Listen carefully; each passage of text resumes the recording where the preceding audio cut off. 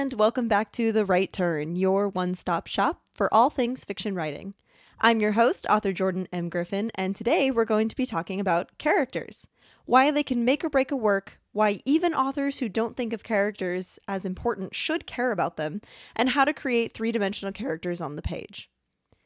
At the center of any story exist characters. No matter what the story is about, no matter how much time an author may spend on the history of their world or the beauty of the sun shining through the clouds, a story cannot move forward without someone doing something. Now, not all characters need to be human. In fact, most children's movies create beautiful, heartfelt stories without ever having a human come across their screen. But these foxes, dogs, cats, rats, and the like are all characters by definition, because they have an emotional stake in the actions that are taking place, and because they have free will and thought to change things that exist in their world. They all want something and are able to work towards that want or away from it as the story may go. Therefore, it stands to reason that in order for any story to have an emotional heart, it must have characters. Even the great Notre Dame, written by Victor Hugo as an extolation of the beauty and enduring legacy of architecture, needs human, and one goat, characters who actually move the story along. So how do you, as an author, make sure your characters are serving your story rather than taking away from it? We've all read a book where the world building was amazing, the plot was great, but there was at least one terrible character who made us want to put the book down once or twice. Personally, the fastest way I see authors kill a story is with unflawed characters or badly flawed characters. I think every author knows by now that it is impossible for a sentient creature to exist without some kind of flaws to it. Even the nicest, sweetest people may be too gullible or naive to stop themselves or their loved ones from getting hurt. Everyone makes decisions they regret, and those decisions help build us into thinking, feeling, three-dimensional human beings. Your characters are no different. However, some stories feel like the authors took their characters and either decided that their flaws are going to be picked out of a hat, or they forgot to give their characters any flaws at all. And I'm not immune to this either. Much of my early writing during my MFA program was littered with responses from other students, such as, "Let your characters make mistakes," and "I feel like you're protecting your characters too much." It's a very common pitfall for authors to fall into. Part of this is because at the end of the day, you need to move your story forward. So it becomes very easy to say, well, my character needs to make it out of this because I need her to do something in the next scene. Or, well, these two characters have to make up here because I need them to be friends again for this part of the plot. And let me say, that is okay. There is nothing wrong with knowing that you need certain characters to do certain things so that it fits in the overall arc of your story. The key is to make sure that you're not shorting any of the emotional work your characters would need to do in order to get where you need them to be. Or, giving them superpowers that means they can't be hurt by anything ever, which is something I see in a lot of superhero movies that are happening now. Even superheroes should be vulnerable to something. So, if you need your characters who have been mad at each other, let's say, to hug and make up within one scene or by a certain point in the story, then ask yourself, how can you do that given the depth of the conflict between them? If you have, let's say, best friends and they've been mad at each other for about a week over something fairly trivial, then yes, having a little 5-minute conversation to clear the air makes perfect sense. They can go back to being really good friends and that won't feel cheap to the audience. We've all been there. However, if you have two characters who've been enemies for 20 years, the best you're going to get out of a one-scene conversation is a grudging agreement to work together. All the while, each person is going to be looking over their shoulders, worried about getting stabbed in the back. Essentially, you can't demand that your audience believes in a relationship you have not sold them. And that goes for a relationship with a character's own self, too. This is a big place that I see authors tend to skip or go a little bit too fast when developing a character, especially in kids' movies. A character who has deeply believed that they are flawed and incapable of change has a little pep talk with themselves, and suddenly they are strong, capable, independent person who has full control of their powers. it feels cheap to the audience. It is cheap. We as people know that it is completely unrealistic for any person, main character included, to completely swivel their personality in one pep talk. Anyone who's tried knows that sooner or later, you'll return to the same person you always were. If you do want deep, real change within a character, it comes slowly, gradually, one second guess decision at a time. Another way I see characters just fall apart on the page is when authors give them flaws that don't actually make sense given their personalities. They'll give a character flaws like picking them off a list. This character is an excitable, talkative young girl. Sometimes she doesn't think things through, and her flaw is that she's afraid to ask for what she wants. It almost sounds good when you list it like that. However, when you take those traits I just named and put them together, most likely they wouldn't actually manifest themselves together without some kind of external environmental factor coming into play. A talkative person is one who very likely has no fear if they're asking for something that they want, because this is a person who enjoys conversation and a person who is practiced at finding tactful ways to interact with people around them. Even if they are interacting with an unstable person, they will be able to, albeit maybe fearfully, navigate into getting what they want. This is a long way to say that in real humans, flaws and strengths are two sides of the same coin. They do not exist independently. A talkative person is one who has enough confidence to strike up a conversation with anyone, including strangers sitting beside them on the bus. They make friends easily, and people often like them. They thrive in any kind of social situations and can be really well liked in workplaces or in school, even if they're not necessarily the best at what they're trying to do. The downside of that strength is very often a person who rarely forms deep connections, who can make a stranger like them in 40 seconds, but doesn't quite know how to turn that surface relationship into something deeper. This is a person that may go through friends very quickly, or may always seem to have new people around them. This is actually why talkative people and quiet people often form relationships, be it friendship or deeper. One person engages the conversation, the talkative person, and the other has the introspection and patience to take that relationship into something else. One person gets them out of the house into the party, and the other knows to head home before that party degenerates into drunken arguments. These two people, their strengths and their weaknesses go hand in hand. One way I like to think about flaws when I'm writing is less in the colloquial sense we use the word, which is something wrong with a person or a downside of their personality, and more as a set of circumstances. A flaw is nothing more than a character finding themselves in a situation where their personal strengths are no longer suited to the task at hand.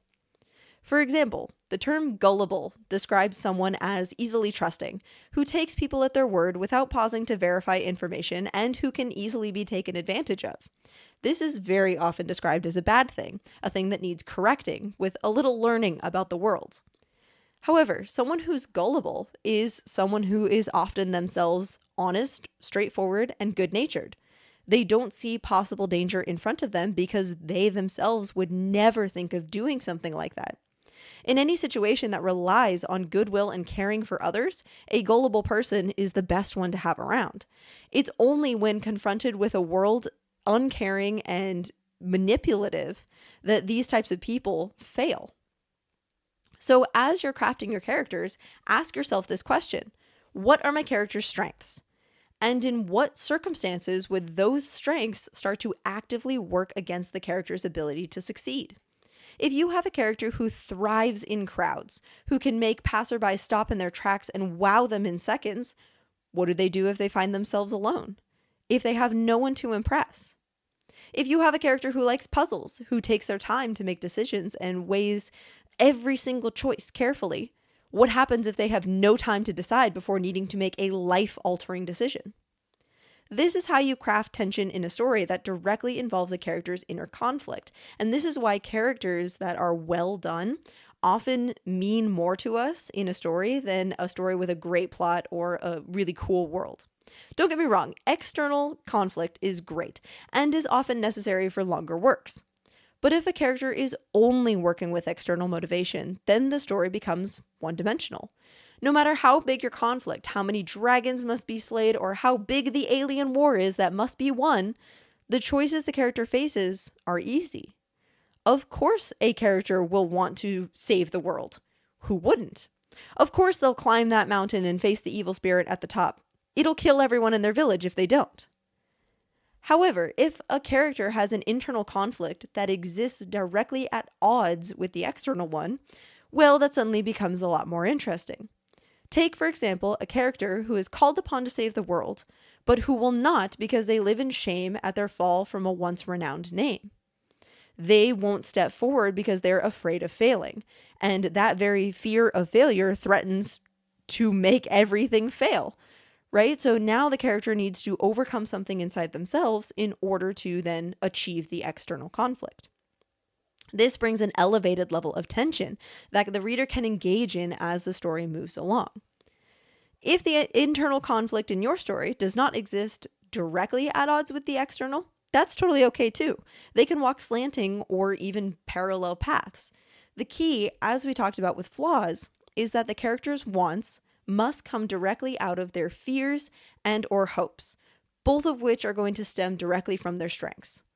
For example, a talkative character will very likely wish to walk a path that lands them in contact with people. If your story is a fantasy story, then they may be a bard or a traveling merchant. If it's not, then they might be a salesperson or a nurse. Their great want, what this character needs more than anything, maybe to find deeper connections with their family or friends, or even they might want someone to see the quote unquote real them, to not have to feel as if they exist in a different form for each and every person they meet. Set this up with an external conflict that directly requires them to push off that want. And now you have something really interesting. So let's say you're writing a romantasy, because that's pretty big right now. So you have this talkative character, and let's say they need to pretend to be the consort of the ruling king. They're asked if they'll do this, so they know the relationship is going to be fake, and they tell themselves they're going to be great at this. They're good with people, they know the rules of etiquette, they can be the darling of the court. However, that deep craving for intimacy begins to make their charade harder and harder to maintain until maybe they blow up or maybe something happens. You can see how pitting a character into a situation where they are faced with their deepest longing, but they can't quite get it, is compelling. The essential piece here is to realize they're all connected. A character's strengths fuel their ambitions, because very rare is the person likely to pursue something they hate doing. Their fears stem directly from the skills they lack or the situations which they would be at their worst. So giving a character a journey that traces those two lines will ensure that these characters are learning and growing, that they're constantly dealing with hardship while still working toward a goal your readers can really get into. And it will help your readers root for them, because we all know what it feels like to be in a situation where this isn't what you're good at. This isn't your strong suit. And so seeing a character in that place will feel very relatable.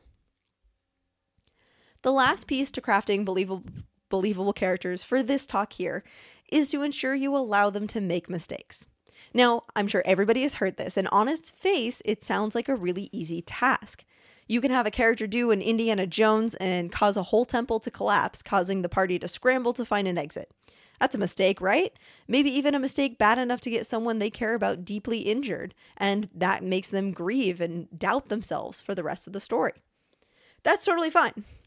That's a mistake, true. But the thing here is it doesn't necessarily reveal anything about the character.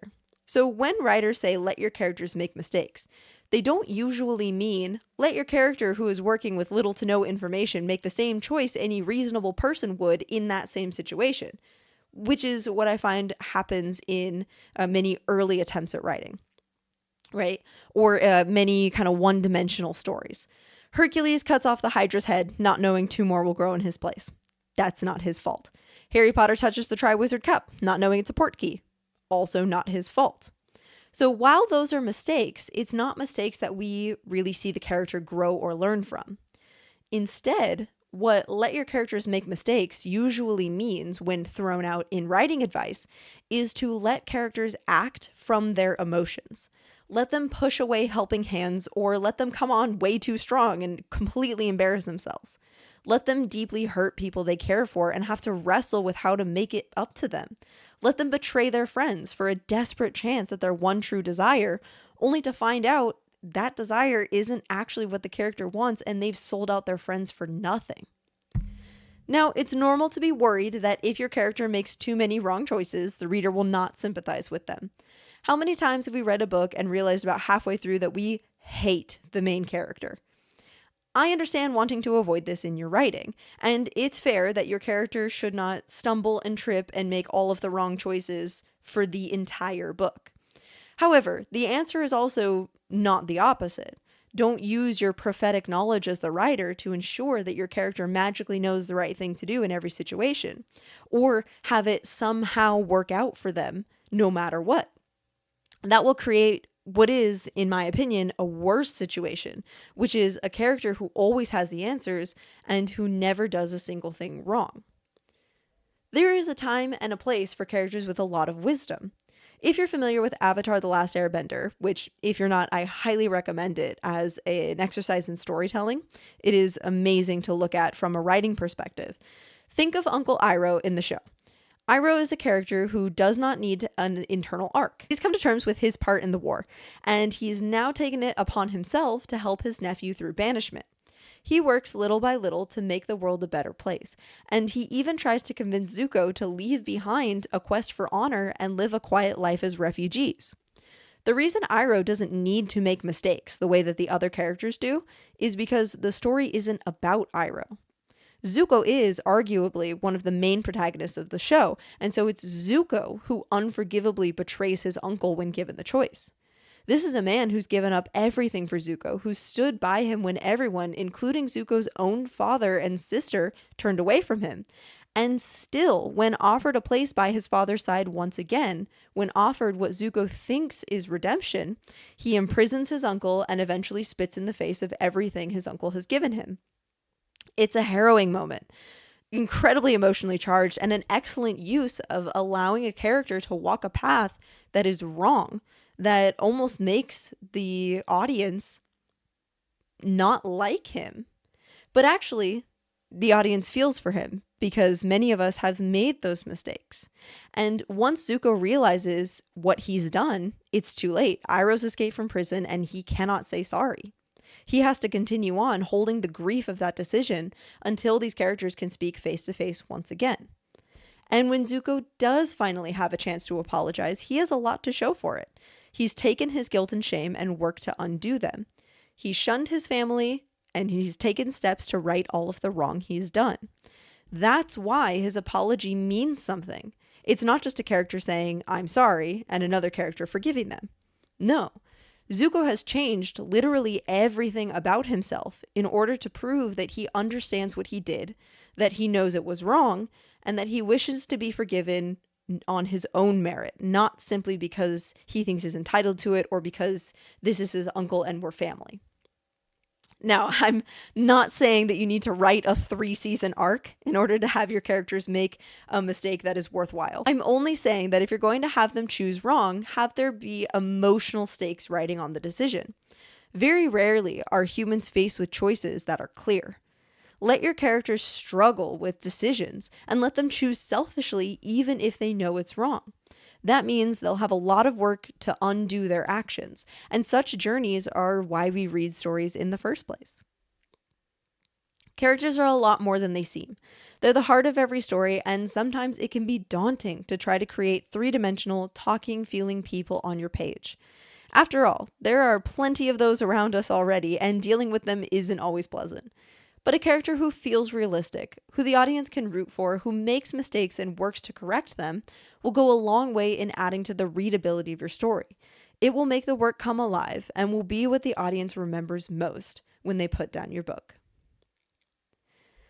Okay, that's it for this week. So thank you all for listening, and I hope this talk was helpful to you. Please feel free to go back, pause, or replay any part you want to hear again. If you really liked the episode, leave a review or share it with someone you think would benefit from this discussion. If you're interested in telling us a story about your own writing experience, sharing your work with us, or you just want to say hi, you can send an email to writeturn@gmail.com. That's WRIT3TURN@gmail.com. If you'd like to engage with the community in other ways, you are welcome to subscribe to the newsletter at jordanmgriffin.com, which will tell you when new episodes come out. In addition, I have an Instagram, which will also let you know when I upload videos. Link for those will be in the episode description. As always, I wish you the best in your own writing. Have a great day, and if it's not a good one, I hope that the next one is better. See you next time.